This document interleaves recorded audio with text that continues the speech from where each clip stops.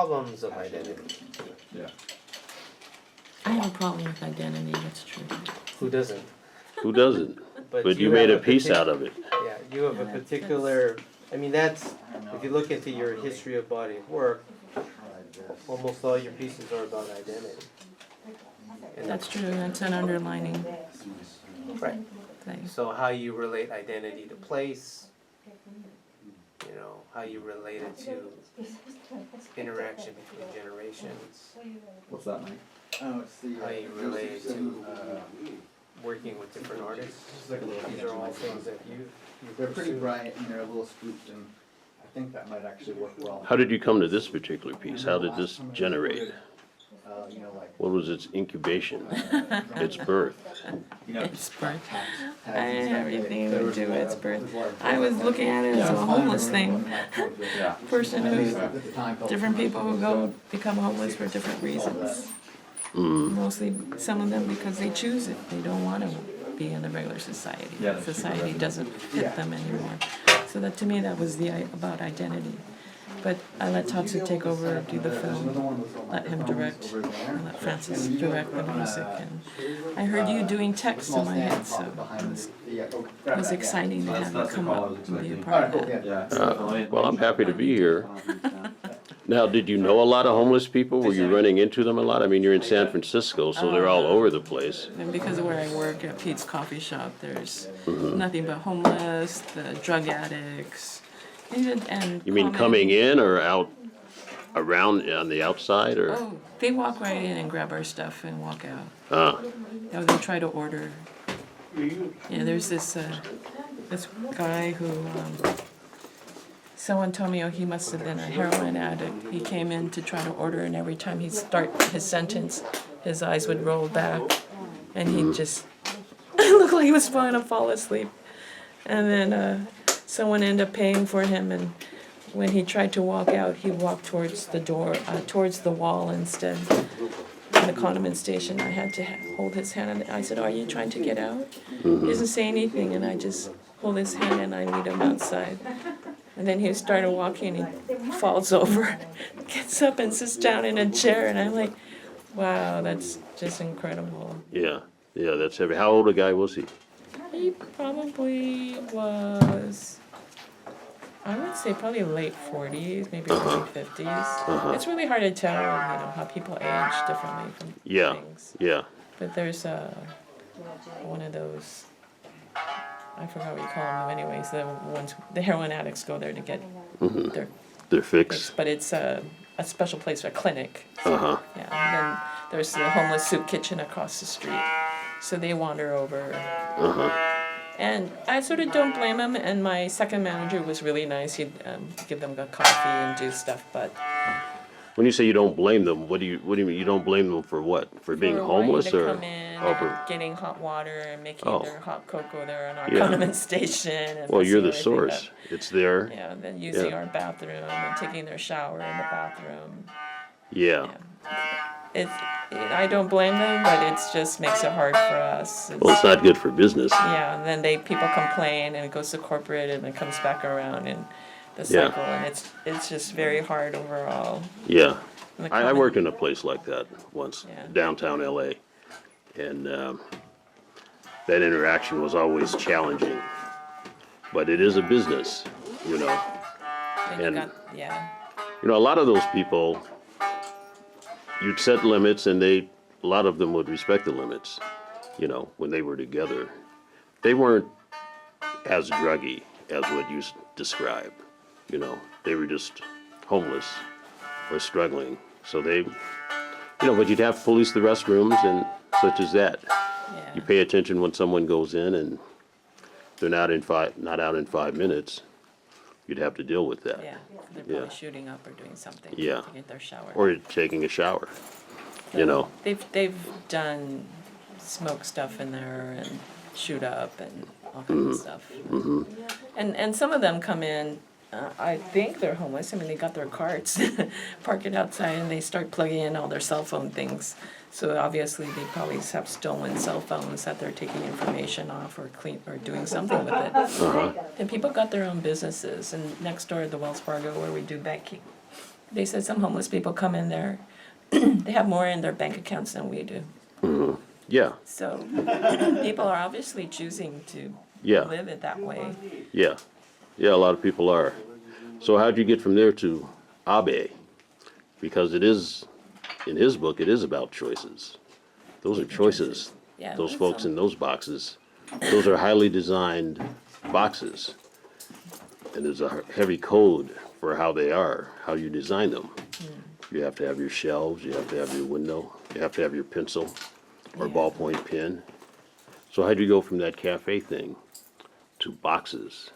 Well, I don't know. It's just for me, it just related to that in terms of identity and how society views that as and how they as the homeless view it. They're two different worlds, and that homeless world is very complex, especially in San Francisco with the economy as it is, and a lot of the immigrant communities are living in their cars so that their kids can go to school here. I mean, even the regular kids going to SF State and other colleges, they're living in their cars, or they have to do a pop-up tent just so they can go to school. So who's to say they're not exactly Are homeless, you, but are you they talking homeless. about K through 12, or are you talking about university, or All of the above. all levels? It's gotten so extreme that people are doing what they need to do in order to live in San Francisco. So there's streets lined with tents, and Yeah. there's REI, and there's another camping place. I don't know if they're getting it from the trash or the rejects and people are getting it, but they set up their tent, and then the city comes at 1 o'clock in the morning, cleans them off, Yeah, come back again, clean them off, come back again. yeah, It's a constant, and it's growing. It's just getting huge, and it's everywhere. yeah, I think it's a wake-up call for society to say, hey, what are we really doing? And you can't just shoo them away. They're human beings, and they've got identities just as much as anybody else. And some of them are extremely smart. It has nothing to do with not wanting to work or not wanting to be a part of society, but I think it's the whole rat race of trying to keep up, and some people get tired of that.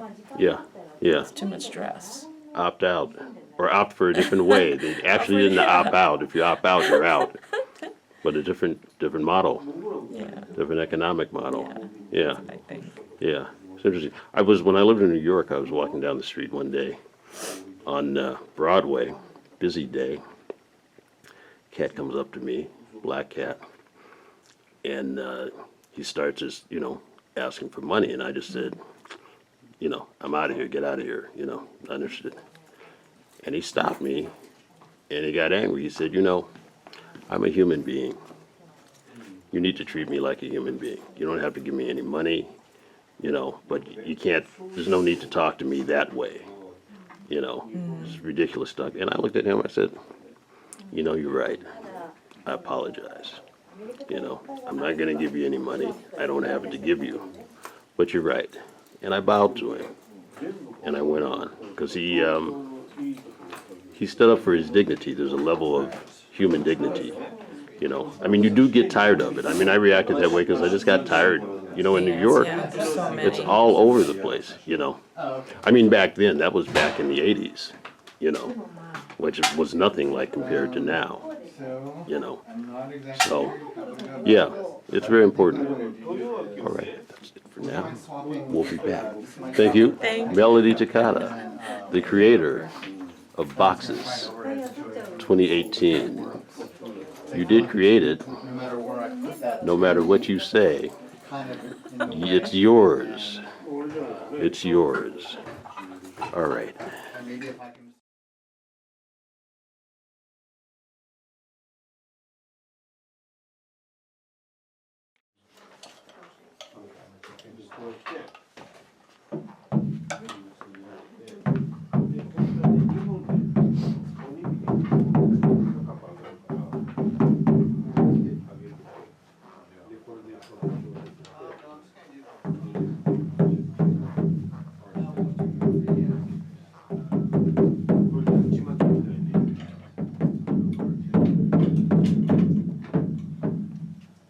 So I have a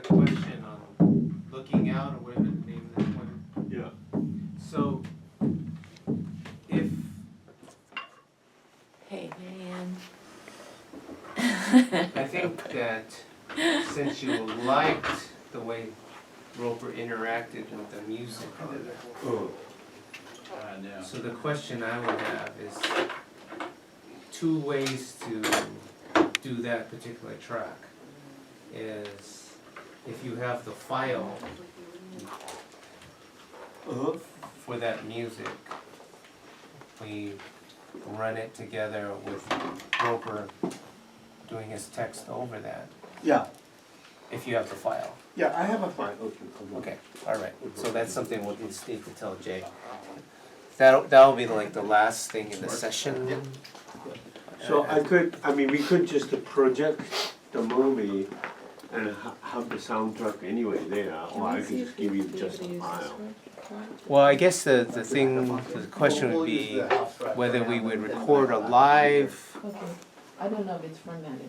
or we would just send the soundtrack through the headphones to Roper, and then he records his text, and you sync it up later.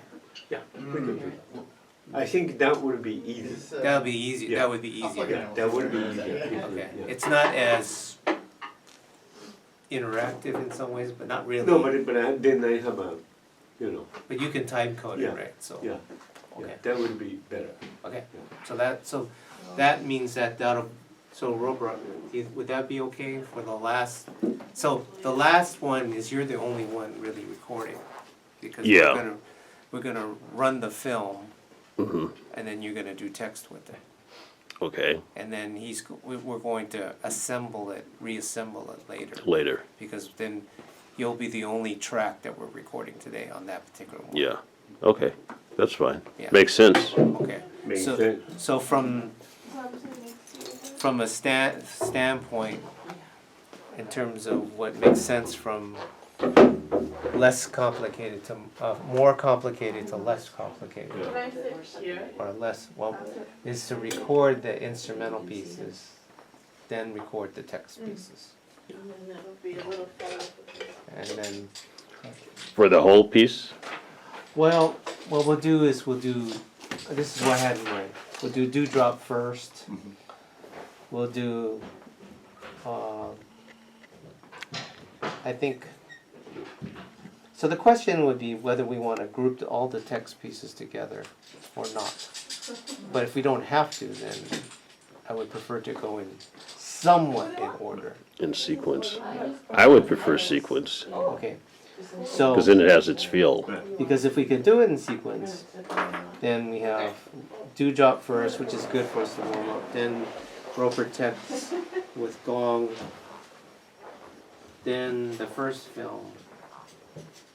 Yeah.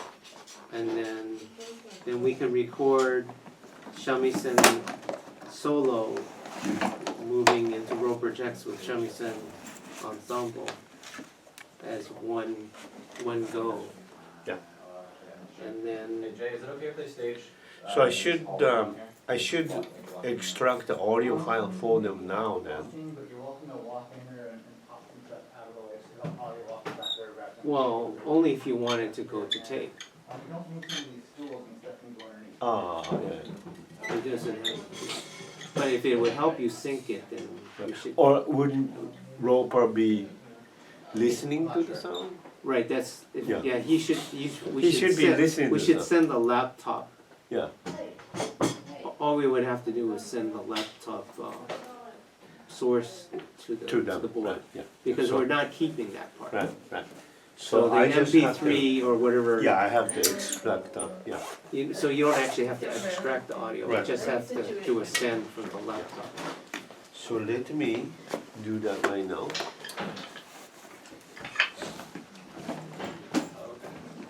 Let me But double check before- what the technology is. Yeah. So at one point of the recording, Roper will be listening to the pre-recorded audio track in his headphones, then he will do the voice. So is the supposed to be separate? Right. Okay. So should I give you the WAV file or video? Is there already material recorded already that you're Yeah, playing also? so Oh, okay, all right. what's the? Because the other point is we could send because since we're not trying to keep the audio, because he's gonna reassemble it later. Yeah. So we could send the audio from the laptop, you know, because that one video, and then that, Or I can give you. and you want to use separate files. Because otherwise you have to sync it up with the video. Oh, okay, that's true. I guess I'm not, I didn't fully understand what you mean for audio for laptop. Yeah. Gotcha, okay. Yeah, if you can, the best thing would be just to give me the audio off of the laptop as it's playing, so if you're saying it's gotta be synced up. That's the best way to do it. So, Because we're not actually gonna keep the audio yeah, from the laptop, because he's gonna resync it later. Gotcha, okay, alright. So, But, it will make it easier though. yeah. Yeah. so what, should I just, can you, So we just need to hook up the laptop basically, and then Oh, okay. and then he'll do a send from the Yeah, if you, laptop. if you want to if you set up the laptop, and also, if you want to use projector, then unfortunately, the HDMI cables are that long. yeah, so I'll just Yeah, we'll put it over yeah, there. for sure. Right, because you could pull it off of the HDMI, right? Signal? I don't know if Oh, I'll for be able the to get it audio? there. The audio technically should go via the HDMI, but I'm not sure how Yeah. this is. But I have other, you know, Well, he has a headphone jack, Yeah. right? Yeah, it'll be Yeah. better for me to Yeah. just take the headphone jack for Okay. in this instance. Yeah. Right, Yeah, right. makes I was sense. just thinking, well, Yeah, no, totally. the audio's in the HDMI, so it's like, but you would have to have a connection. I'm sure that they've got it rigged up somehow to have audio come through those speakers on there.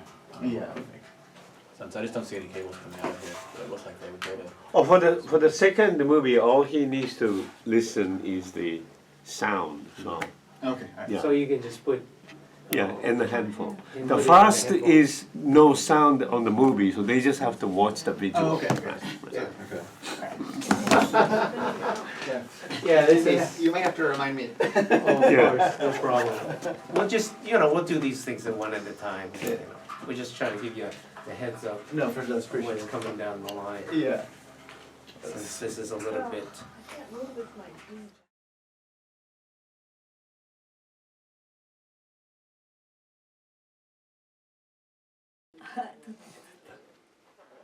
Excuse me. Hi. Hi there. Tatsu, Hi. could you take a moment Hi. and introduce Yes. our guest? Give her some This background. This is Chizuru Kineya sensei. She's been Grandmaster Chizuru Kineya for many years and leading her own Chizuru clan, Chizuru Kai in Tokyo. Uh-huh. And 何人ぐらい今生徒お弟子さんいる今12人です。So she has 12 disciples. Ah, Yeah, and as under the name of Chizuru Kai, Chizuru clan, and they are doing nagauta music. And Chizuru and I met about 13, 14 years ago in Chicago. A mutual friend of ours, Yoko Noge, who's a blues piano player and singer, invited her for our Asian American Jazz Festival for her to jam with blues musician in Chicago. so had she done that before? Has she played with blues musicians in Tokyo? That was the first time. So I was hired out by Yoko Noge as her coach to how to improvise with a blues musician. Ah, Yes. can you ask her how she felt about that? その当時初めてねブルースミュージシャンとやった時はどんな心境でしたかっていう感じで初めての経験だったので、it's the first experience at that time. So difficult for me because I am a player of the classic music. Yes. So it's terrible difficult. Yeah, but I think we worked on. We had 3 days before the actual concert, 13 years ago. So we basically worked on decomposing and recontextualizing and decomposing our formula. Yes. And broken up into different pieces. And I showed her how she can kind of break things from her fabulous nagauta chops. Yes. You know, like a baroque chops. That is an incredible chops she has, and we were working on how to deconstruct these things and reapply Yes. to the new language, and she did a really, really great job. We have a great picture of Chizuru sensei and me on the side in the blues musician. I think I forgot who was the guitar player that night.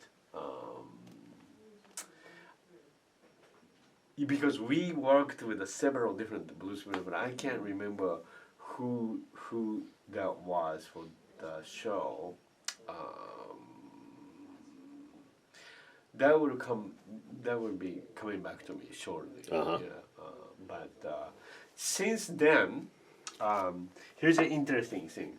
Then I realized she can decompose and reconstruct, and she's very free spirit compared to, because I worked with the other nagauta players, so they're very, very rigid and stiff. And when I realized she was able to be flexible about this new challenge, then I asked her one of my long goals to reconstruct my Ozaski geisha music. Right. So since then, from that festival, I think we worked together for next 3 years, having Chizuru sensei learning this geisha music.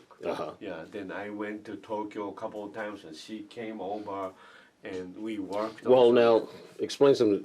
How different is the geisha music from the nagauta music? Nagauta music is scored, so Oh. it's she has precise score for the entire composition for the kabuki play. I see. Yeah, and the geisha music is very, very much.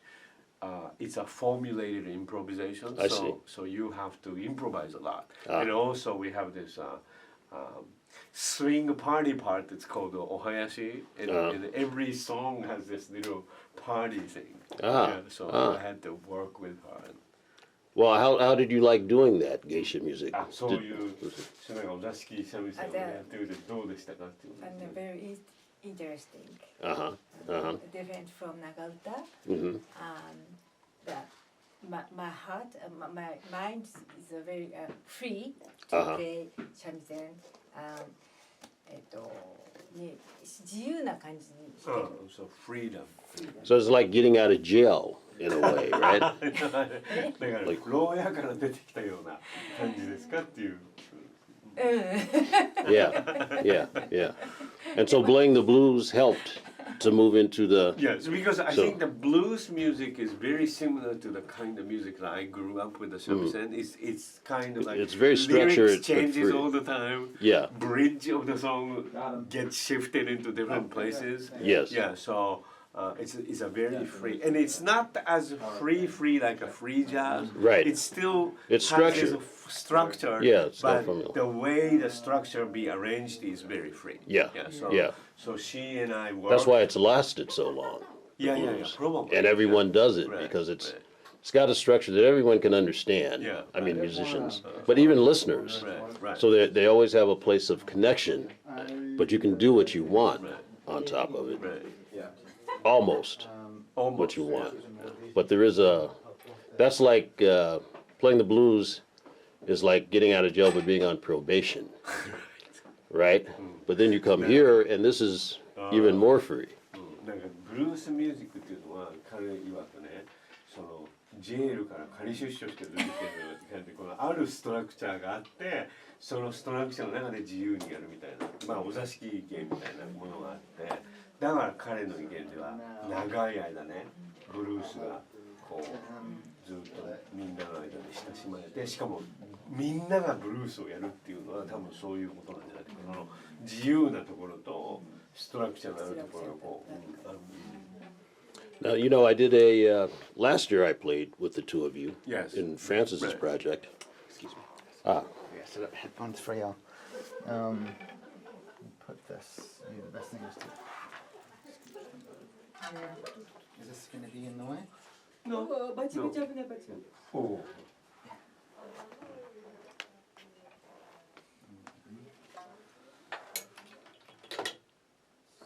That's right. Last year.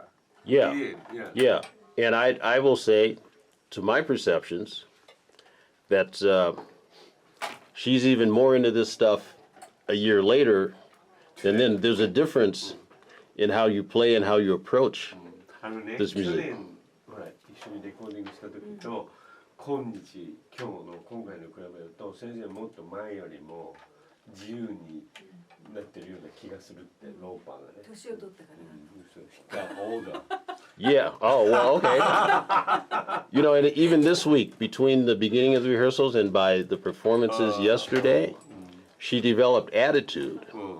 You know, she had ideas. I could tell she had ideas about what she wanted to あの happen. ね、でも今週だけ見てても最初にリハーサルした人公演のね、最後の公演のとこ見ただけでなんか先生の中にこうある姿勢っていうかがこうガラッと変わって出てきたんじゃないですか。全くねその映画も見ないでここに来て、どういうものかもわからないで来てやった時と、やっぱり映画を見てこういうものだって分かった時っていうのは必然的にやっぱり弾き方は変わるから。 So quite naturally that she didn't know the visual part, and when she came here and saw all this visual part, Yes. she had her interpretation got better. So to speak. Yeah, Yes.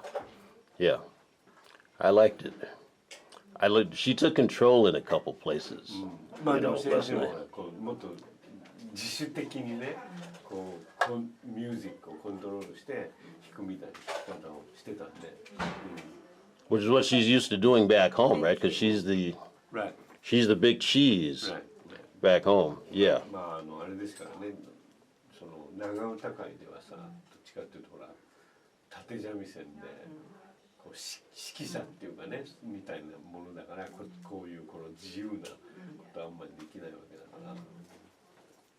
Yeah, yeah. In this music, everybody can be the big cheese from moment to moment.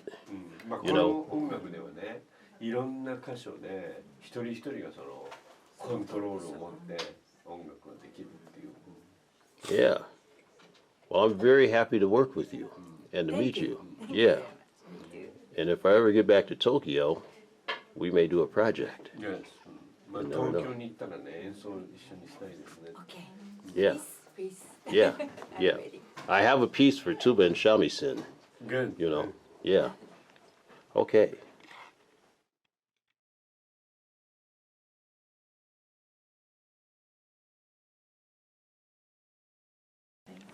Because in previous projects, we've recorded music first Uh-huh. as part of, I guess I would call it as part of the research phase. Uh-huh. Thank you. Yeah. That's in my experience, that's for the final product, that's less preferred. I always prefer having some performances Right, behind me before I go in, right, because then the piece has developed right. some. This one's, that's. And you've learned the notes. That's the notes. that's the strategy for this project. Yeah, Was to, good. that's why we're in here today. As opposed to at the beginning of the week. Yeah, but that's artistically a different process than we've had before, Yeah, which makes it, there's a certain amount of learning involved, yeah, which has to do with the fact that we didn't really know the piece before. that's true. Yeah, it would have been very hard to do Yeah. a pre-record. I mean, it would have been a different product. It would have also determined the piece. Well, and I think To a that's the degree. milestone represented by this piece for Melody's collaborative work. Is that this one has, Although I am. well, because of the far enough text. It might not matter, but. and then the way we're dealing with the video, there's more possibilities of it, in terms of how it articulates specific messages. Mm, So, yeah. Yeah, it's a multi-layered piece. There's lots of things that can happen with the documentation. yeah. Many formats it can then be expressed in. Well, yeah, because, you know, even looking at the band photo, you see artifact, Yeah. you know, Okay. so, When you- The band photo speaks volumes and has a lot of mystery in it. Right. You can't look at that photo and not wonder what's going on, what went on. Right. So if you are thinking Okay. installation as one of the pathways, to, that's something that could be done with the documentation. Yes. Is installation. So, which is what we've done before. I mean, Lenora Lee's first Angel Island piece became an installation, which kind of gave us multi-dimensional opportunity. Yeah. It extends the life Yeah. in many ways. Right. You can go a lot of places with a lot less money. Right. Different impact, Sounds awesome. different audience. Well, it also it lays the basis for other work, Yeah. right? But there's a certain learning. You do the installation, then it relates to. In Lenora's case, it's these dance films. So then you have the possibility of different kinds of residency Yes. programming. Yes. Yeah. Because you could show film. Yeah, I think Phil There that could be really got installation. This thing on There it. could be live performance. Yeah. Oh, actually, shit. No, the order's already You on know, the stand back you there can by have the. just Lenora. You can have Lenora and whatever the- Tatsu. You can have, I know that one, so yeah. some of it is kind of setting the basis for the artist to work in different it's kind of a different platform. Yeah.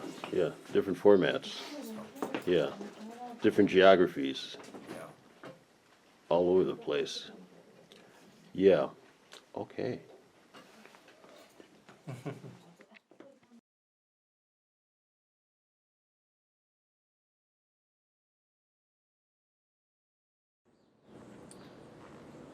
This is Kyoto, Hello. one of the offspring of Tatsu, Yeah, one of the three. one of the three, Oldest of the three. oldest of the three. You don't have to stay there. You can walk around if you want. You can ambulate. You're a filmmaker. I'm not. But there we go. So you're the youngest member of the cast. I am. I'm the newbie. You're the newbie. The newbie, the rookie. But you come from your father has a long, varied history. And Yeah. now you're going on with that. It seems like perhaps. Yeah. So how do you feel about that? How do I feel about it? Well, I think I'm at an age where I understand what it means. Uh-huh. What means? The work he's done and, everything, the the work cultural thing and Yeah, the work he's done, the cultural lineage, where he came from, which means where I come from, hmm and how I'm involved in that. Yeah. I didn't really understand how involved I was, really, because I grew It up. was just something you were doing, Yeah, right? it was If you were something I was around doing. it. I started playing, and I knew Francis, and Uh-huh. everybody is my dad's friends, and How long have you known Francis? Since you were like a little tyke or? yeah, Yeah. way long ago. Uh-huh. I'm Uh-huh. 25, so at least 20 years probably. 25. Was it? I was 25 once. I just know that from the books. I don't remember anything that far back. Yeah. Yeah. So Long time ago. what's like your main pursuit? I mean, you're a visual artist, right? I'm a visual artist. Yes, that's which also is part of this lineage thing. Mhm. Somehow, it's. I also grew up in my dad's household, so we had. hmm I saw his films growing up. Yeah. And I heard his music growing up. It's a funny thing because I think the kind of music and art that he makes is, it's very experimental avant-garde, and Yeah. I thought that was what everybody made. Ah. I didn't know jazz was written out. Uh-huh. I didn't. It was like. Well, it is a classical music. Yeah, I didn't know that. I thought that it was. Yeah. Jazz was improv, and Yeah. I mean, we're I grew up listening to Fred Anderson, so that was my. your focus, your experience. That was my understanding of what jazz, which it is, but I Yeah. also did not know that there was a written the written tradition as well. yeah. So yeah. I would think when my brother joined like a jazz band in high school, he brought home a book, and I was like, "What? What's jazz that about?" is written? Yeah. That was the first yeah. time I knew that. A film too, you know. He makes like experimental films, and I thought that all filmmakers, art filmmakers, made films like that, which is not the case. I see. So this traditional aspect of it, is that not a conflict with your own work? Does it fit right in seamlessly, or do you have conflict sometimes? Are you able to separate them out? Do you ever want to separate them out? I think actually, I'm trying to find a space to merge the two together, and I think it's because the traditional Japanese music I just grew up doing. You know, I grew up on stage essentially, which is weirdly the traditional way to learn, right? Yeah. But I did that A in Chicago. showbiz child. Yeah, but I was Yes. doing that stuff in Chicago, playing around town with my dad and my brother before we joined the taiko group, and before my dad took that over. You know, so that was just something that I did, and Okay, and so then you I- played the drums at home before you did it formally. Right, Yeah. with my family. My dad would be like, okay, we're gonna play, because my brother started first, and he was doing his solos, and then I guess the story goes that I wanted to join him, so it was me supporting his solo, so it's whenever we finished, or whenever, you know, we decided to finish, and it was the three of us, and it wasn't really, you know, my dad was just like, we have to play for 15 minutes, okay, go. So that was Now, how- would you say this? You're talking about playing out, like playing on stage, or? Yeah, on stage, on stage. 'Cause Okay. that's what it was. It was playing on stage, and that was how I learned and how I practiced. And Now, I'm interested, what kind of venues were those? that was like a hot house and old. What is it? What is that, a called? The club, rooftop. hot house? Yeah, it was Yeah. a jazz club. They have it now, but you know, management Yeah. changed, etc. So the old hot house. Oh, so Like that's- art venues, but I played at the jazz festival when I was like 10. Oh, really? Yeah. And same thing like Muata Bowden, like he was just my dad's friend who also played sax. You know, Yeah. and like, oh, Francis also plays that kind of thing.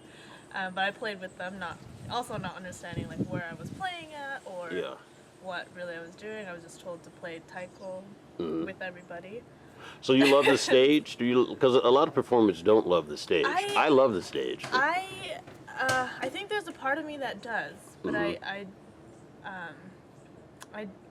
don't. There's a part of me that doesn't. I don't like being on stage in front of everybody. But it's Well, not our like audiences it's are never that big where it's everybody. yeah. You know. Yeah, but you know, I do, and I think I am able to enjoy it because I just grew up doing it. I don't know if I would do that by choice now. Yeah. Yeah. Really, but I grew up doing it, so you know, it's something that I've done, and I've become comfortable with. But I do enjoy this kind of backstage component aspect too. The dynamics of the backstage. Yeah, I love that for sure. So. Are you I an would just watch- instigator? Or are you a? Because you know, it's not all pretty backstage. It's not you all know. pretty. It's not all pretty. But you know, I'm the newbie, so I just sit back and watch. So we're doing this piece, Boxes. Yeah. You know, Melody's piece, but your father's piece in a big way. Did you?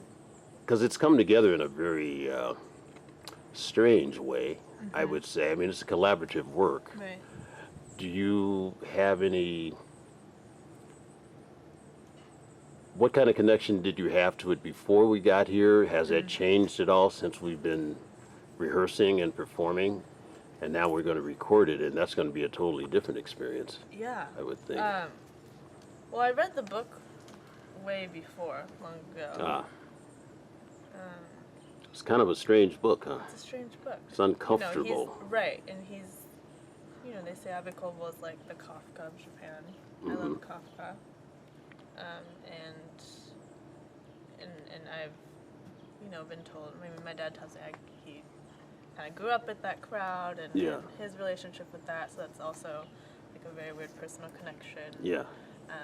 which is great. You know, I mean, I think my dad just grew up in a very particular, specific moment. Yes, yes.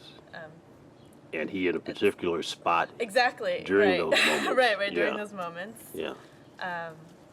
Yeah, and for me to read that and approach, you know, the work, or Abe Kobo's story, and then and see how that relates to what my dad's been doing and talking about, and then also how it relates to my work, because I do like those.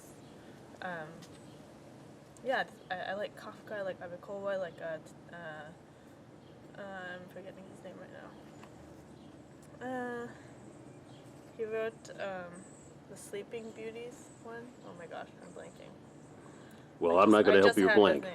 But how do they relate to your work? It's like this kind of muted, surreal, a little bit like it's not gothic, but that kind of darkness and peculiarity, and kind of a little bit existential work and about internal and external relationships, and you know, the gaze is part of it. And right now I'm thinking, because I actually have a pinhole box that I've been shooting with for my photos, which timing wise kind of works with this. So I think about, you know, what it means to be in a box or using a box to see the outside, and having to be able to see the outside, at least for my camera to that's function. very interesting. Yeah, that's my box. My pinhole has to have a hole to the outside. To function as a camera. Yeah. As does the person who's In the the box. protagonist, right? In the box. Yeah. It has to interact with the outside world.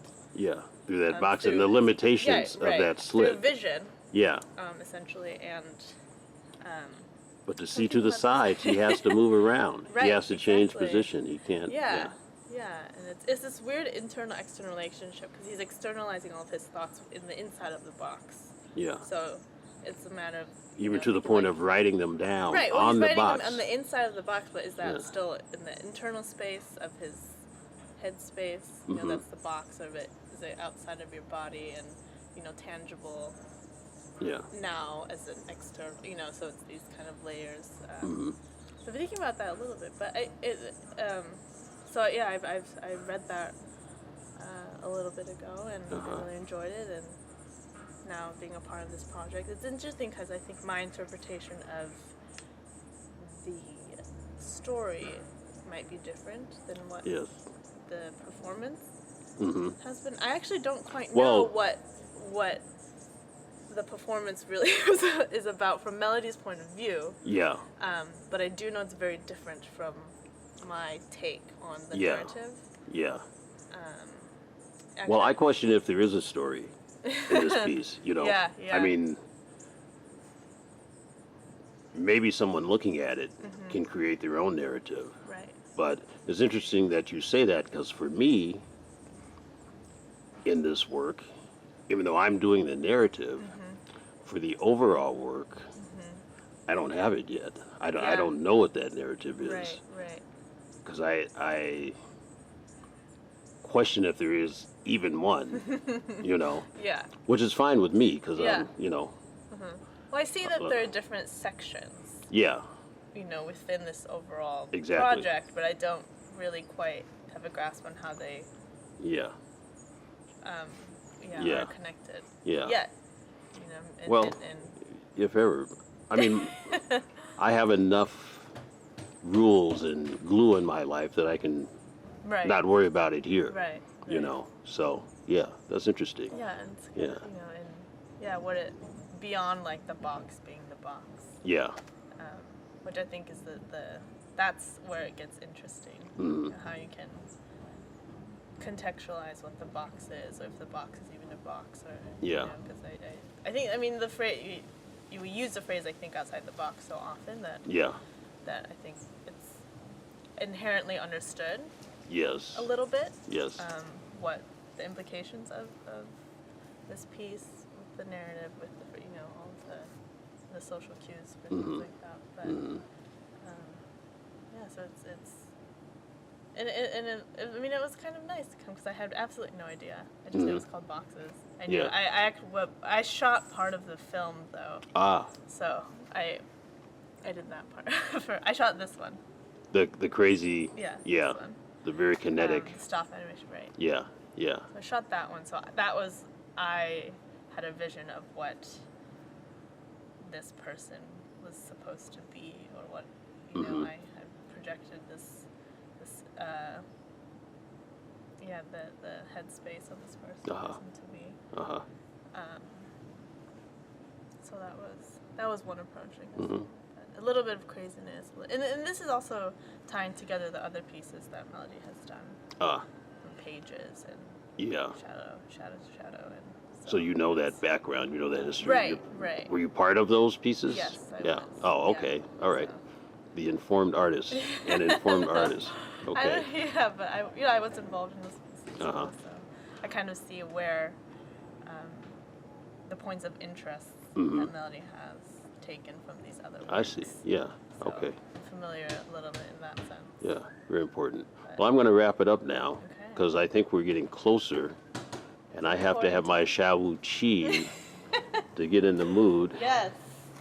And I smell that pork. I think that's pork I smell. You smell that?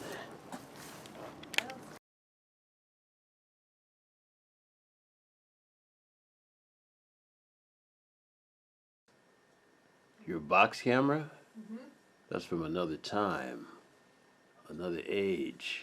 No, it's I made it last month. Oh, your pinhole camera. I see. It doesn't matter when you made it. A pinhole camera is from another time, another place. Yeah. Old school technology. Exactly. My father made a pinhole camera He did? in the 20s. In the 20s. You see? And it wasn't even new then. That was old shit then. It since painting was happening. Yeah. Have you ever done... They didn't like to admit it. They didn't like to admit it. Ah. The painters used the camera obscura. Did you ever... Blasphemous. Okay. Now look. I used to want to do this, but when I really explored it, I couldn't do it. Or I didn't want to mess with it. Albumin. Albumin? Yeah. Have you done that? Yeah. Yeah. Yeah. Egg white is good, and salt. Yeah, it looks beautiful. It's great. But it's a long, hard process, right? No? You just coat the paper. Well, you salt the paper, you coat it with the salt. And then you coat the paper with the silver nitrate and albumin. And you just expose it. And it's a simpler process. Now, I don't want to be offensive, but that sounds like a complicated process to me. And for you not thinking it complicated, that makes me think, well, you might be Japanese or something. Because Might be. that's involved I just in my world. You just coat the paper with salt.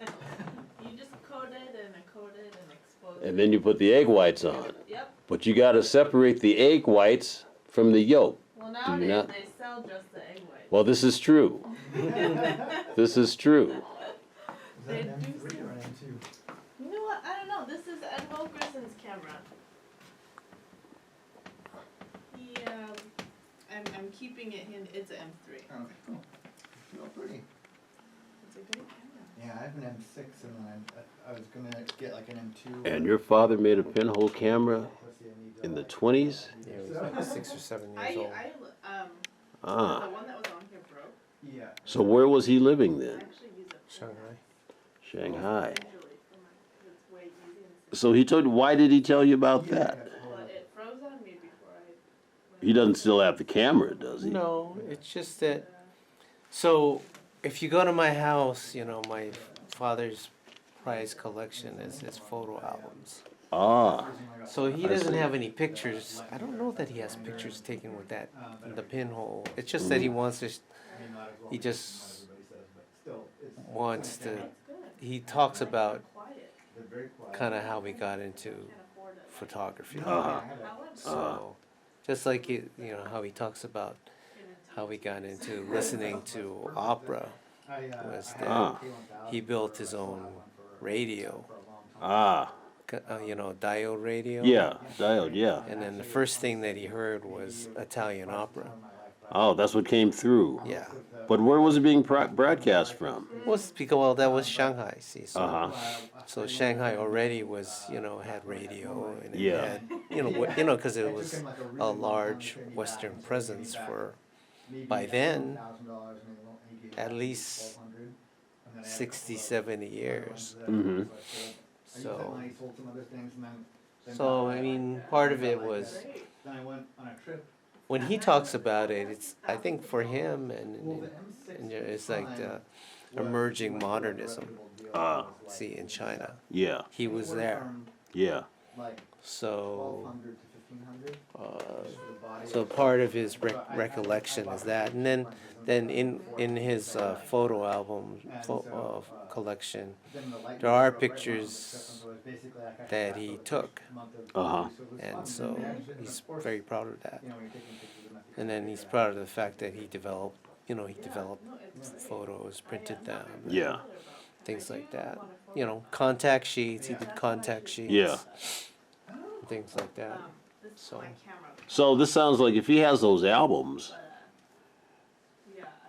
and maybe the negative still and all that, it sounds like when he came here, he wasn't in that much of a rush. Is that a fair statement, or that's really far from the truth? Well, I guess that's a good point. I mean, I suppose a part of the relative privilege was the ability to leave or to see the right handwriting on the wall. Yes. So, my understanding is he left for Hong Kong in January of '49. So, I mean, the end of the Civil War is October. October 1st is when the People's Republic was proclaimed. But Yes. I think he left in January. So I'll have to confirm that. But so there was actually a chance, I think, that he actually was moving as opposed to fleeing Uh-huh. in that way. Yeah. Right? Yeah. But nevertheless, the reason why they left was because of the impending Exactly. fall of the Yeah. government. But it wasn't like get out of here in the next 5 days, Right. or it's done with. So part of the recollection of that period is the really horrible inflation. Mm-hmm. So he has a lot of stories about that. Yeah. Because he used to do payroll for a shipping company. Mm-hmm. And so then they had to carry the payroll in wheelbarrows. Uh-huh. Like the stories you hear about Italy Yeah, and all. yeah, Or yeah. Germany. Yes. Yeah. Hyperinflation. Yeah. And then also the shortages in the stores, and of course, the black market, and Yeah. things like that. So he was, at that time, would he be like a middle class person, or he was a person of wealth, or he was lower class, or how would you Well, I define guess he it? would be middle class because he had a job, but he Yeah. wasn't a laborer. Uh-huh.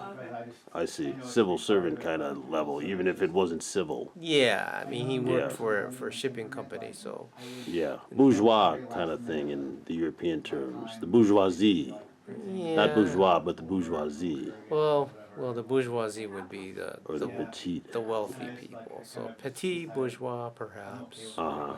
but or like yeah. So kind of service people, Yeah. kind of who had some education. Yeah. Although I guess he had 1 or 2 years of college, but Uh-huh. and European education because he grew up in the British concessions Uh-huh. in Shanghai and then later in Tianjin. Uh-huh. So So this is 2018. So how old was your father now? he's 97. 97. That's a miracle. Yeah. That's a true treasure trove. Now, has he ever talked to Leon's son? Because I know Yeah. Leon's parents came. From Shanghai. Yeah. know that he's talked to Leon-san. I don't think so. But 'Cause I think they came in sort of a rush. His they mother. did and, because they came way after the revolution happened. Yeah. They came in the 50s. Yeah. So they kind of basically had, you know, I think probably right before it was illegal to leave. Yeah. Yeah. Yeah. Yeah, that's interesting. I met his mother once, decades and decades ago. We went over for dinner, you know, myself and the Oshimas, and then Leon and his sister were there, May, and met his mother, had dinner, heard some of the stories, Yeah. you know. So he did a nice, you know, they had those, what is it called? Digital storytelling. So he did a nice little piece on his folks and leaving China. I'd like to see that. Yeah. Is that up any place, or that's just, I think Like- you could just ask him for. I don't think Yeah. he posted it. yeah. Yeah, I'll do that. I'll do that. So your father has albums. Photo albums are very special. They walk you through the ages, you know. Right. So it's a pretty Yeah. good chronology of photographs between probably the 30s to today. So I see. I yeah, see. that's what's next. This one's it? Boxes. Boxes. Boxes. Boxes. What is it that we're waiting on? Do you know? Do you need melody for this one? Yeah. Yeah, Okay, I'll go listen then. we're waiting on Melody. Or hell yes. Hell yes, we need her. And then Sensei, right? And Oh, we need everybody. We need everybody. everybody. Yeah. It's a whole ensemble. We need everybody. I thought you were just doing text. No, that's later. No, no, no, no. You need everybody. We need the band. We're We doing need the the first orchestra. film. We need the band. Okay, the shamisen guys. Sometime today. The band.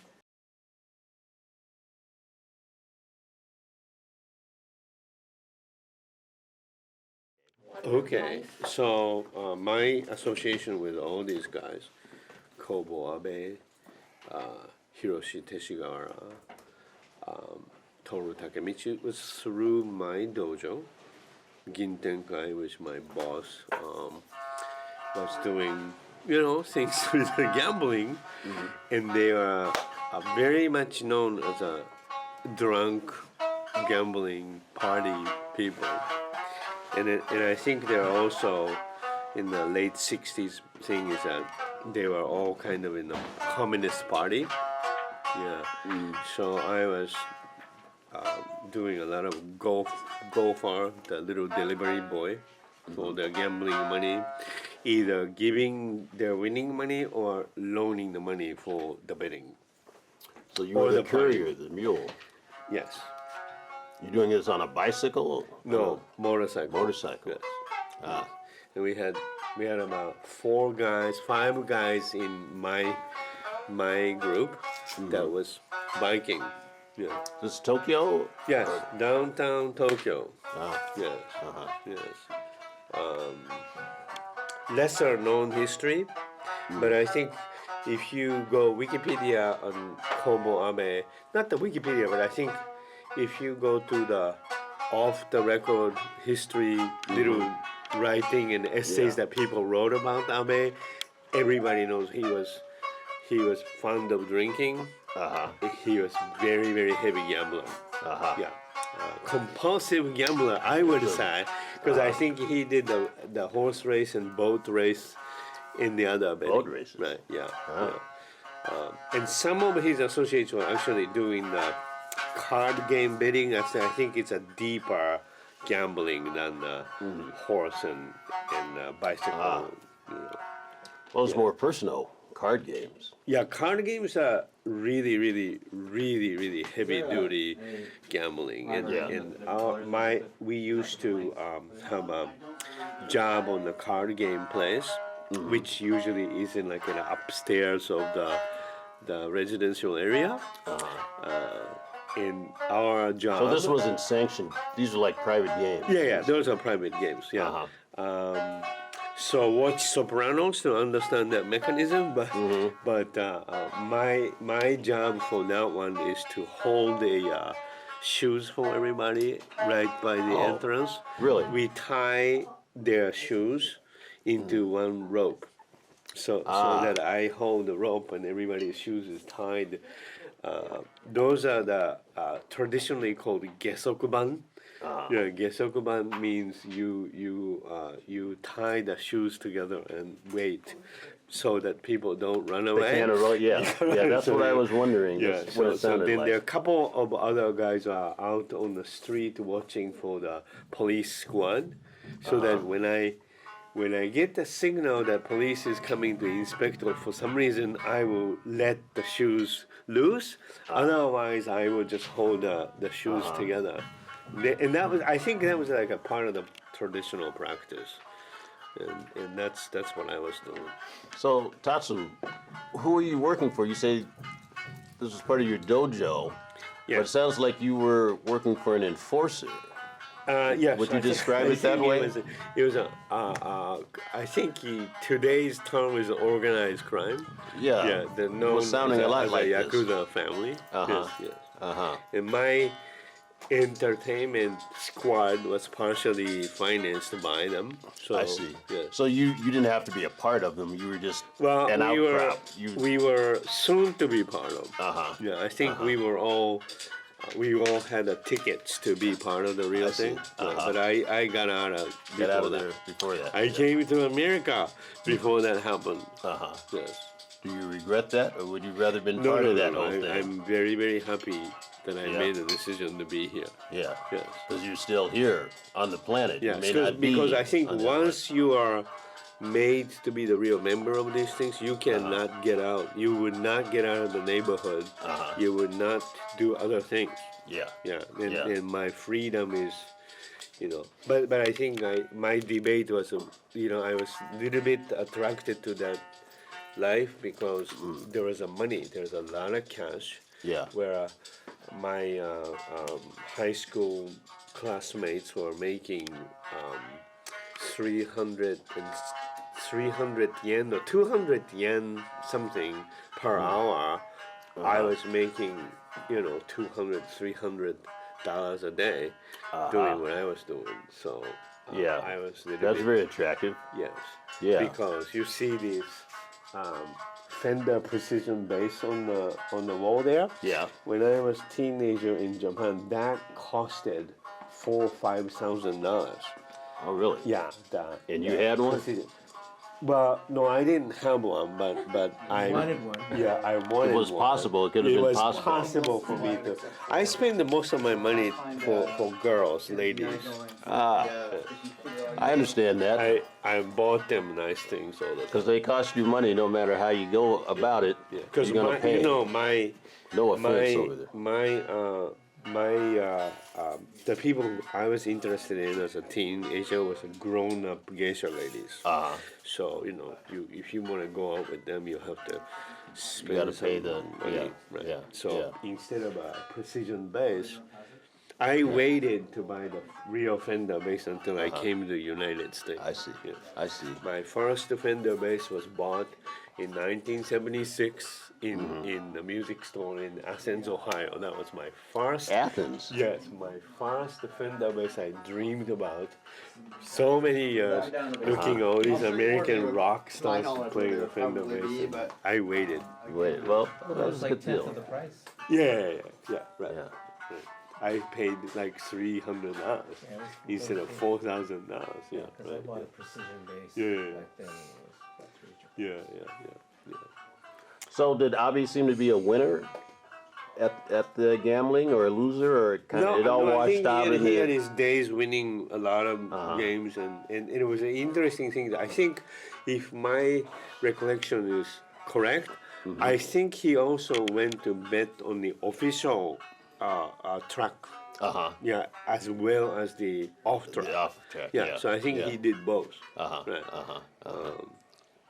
And what about Takamitsu? Was he part of that scene? No, That Takemitsu was not really part of that scene, but I think he was kind of hanging out.